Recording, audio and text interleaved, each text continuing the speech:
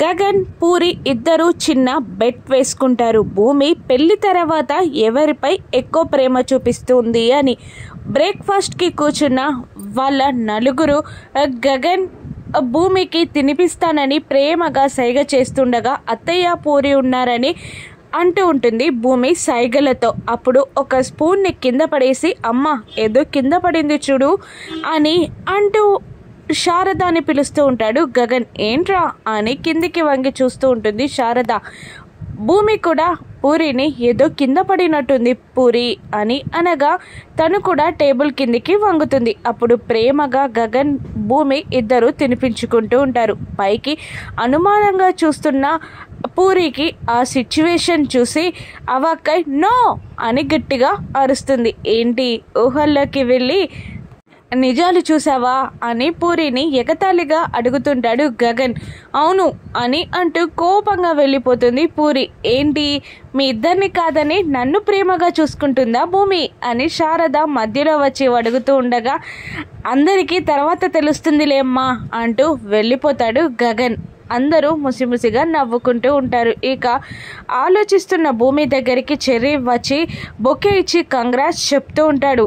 కానీ చిన్న స్మైల్ ఇస్తుంది భూమి. ఏంటి పెద్ద ఎక్స్పెక్టేషన్గా నేను ఎగిరి గంతేస్తావనుకుంటే నువ్వేంటి చిన్న స్మైల్తో సరిపెట్టేశావు అని అంటూ చెర్రీ పలకరిస్తూ ఉండగా ఏమీ లేదు, రేపు నా ఫైనల్ డ్యాన్స్ కాంపిటీషన్ 12 o'clockకే, నా పెళ్ళి 12 o'clockకే అని అంటుండగా చెర్రీ షాక్ అవుతాడు.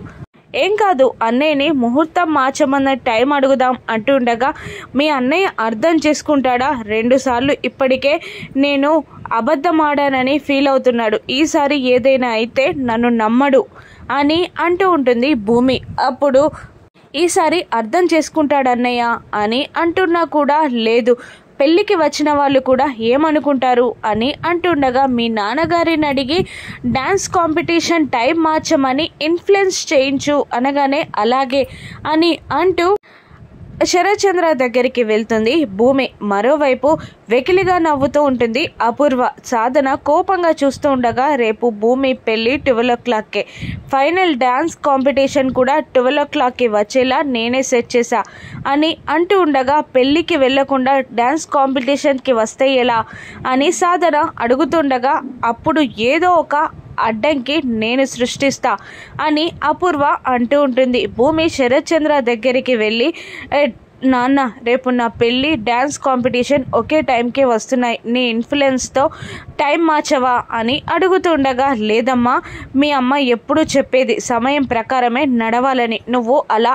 అడగకూడదు అని అంటూ ఉండగా లేదు నేను జడ్జెస్ని అడిగితే నా వల్ల కాలేదు అని భూమి అంటూ ఉండగా నువ్వు జడ్జెస్ని కూడా అడగాల్సింది కాదు, అసలు గమ్యం కోసం గోల్ కోసం ఏదైనా మనం వదిలిపెట్టాలి, ప్రేమ పెళ్ళి అని చూసుకోకూడదు.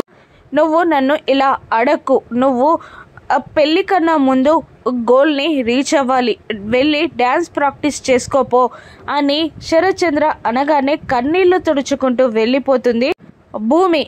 అపూర్వ ఎదురుపడి ఏంటి నన్ను చూసి షాక్ అవ్వలేదు అంటే పెద్ద గట్టి షాకే తగిలినట్టుంది కదా అని అంటూ ఉంటుంది అపూర్వ వెటకారంగా. అప్పుడు భూమి మళ్ళీ ఎందుకు మా మేనత్త నిన్ను అడిగింది కాబట్టే మా నాన్నగారు నిన్ను బయటికి తీసుకొచ్చారు అని పొగరుగా వెళ్ళిపోతుంది. వెళ్ళవే వెళ్ళు, ఇంకెంతకాలమో పొగరో నేను చూస్తా అంటూ ఉంటుంది అపూర్వ. పెళ్లి రోజు రానే వచ్చేస్తుంది. ఇక హల్దీకి అన్ని ఏర్పాట్లు చేసి అలసిపోయిన మీరాని చూసి అన్నీ భుజాలపై వేసుకున్నట్టున్నావు కదా అని అపూర్వ అడుగుతుండగా తల్లి లేదు కదా భూమికి, అందుకే నేనే చేస్తున్నా అని అంటూ ఉంటుంది మీరా. ఇక అది ఏడుపు ముఖంతో కూర్చోవడం నేను చూడాలి అని అనుకుంటూ ఉంటుంది అపూర్వ. శరత్చంద్రతో అపూర్వ ఇలా అంటూ ఉంటుంది, మీ మాటని కాదని తను పెళ్లి పీటల మీద కూర్చుంటే ఏం చేస్తారు అని అడుగుతుండగా భూమి మెడలో తాళి కట్టనివ్వను, ఆ లోపే వాణ్ణి చంపేస్తా అని శరత్చంద్ర కోపంగా అంటుంటాడు. హల్దీ వేడుకలు స్టార్ట్ అవుతాయి. ఇక భూమి బాధగా అక్కడ కూర్చోగా పైనుండి శరత్చంద్ర కోపంగా చూస్తాడు. ఇక హల్దీ వేడుకలు కరెక్ట్గా జరుగుతాయా? భూమి ఏ మార్గం ఎంచుకుంటుంది? గగన్ కావాలా, అమ్మ ఆశయం కావాలా అని ఎలా తేల్చుకుంటుంది? గగన్కి చెర్రీ విషయం చెప్తాడా? గగన్ సొల్యూషన్ చూపిస్తాడా?